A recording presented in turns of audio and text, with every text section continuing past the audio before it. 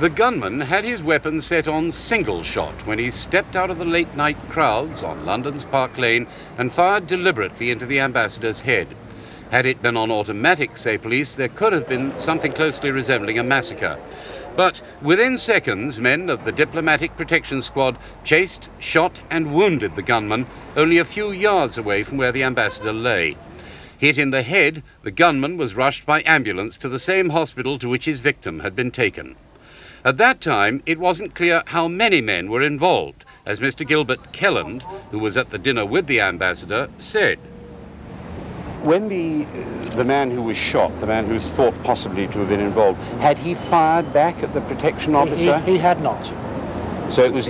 What kind of weapon do we know did he use on the ambassador? We've had reports of submachine guns. It was a type of machine gun. What exactly? Again, I'm not sure, but it was a type of machine. And was one man or more than one man involved? One man pursued by the protection officer. Whether there was more than, there probably was more than one, but.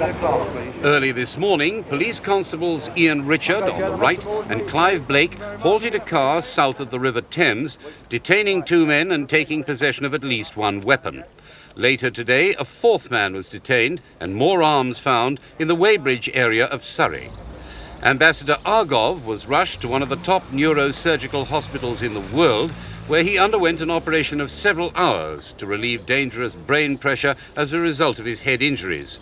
His condition today was said to be stable, but with a note of warning. We must emphasise that the ambassador is still critically ill, and at this stage we cannot predict what the outcome will be. Scotland Yard said tonight it deplored what it called this cruel crime, but added that with the 4 arrests, it believed it had frustrated a series of planned terrorist outrages.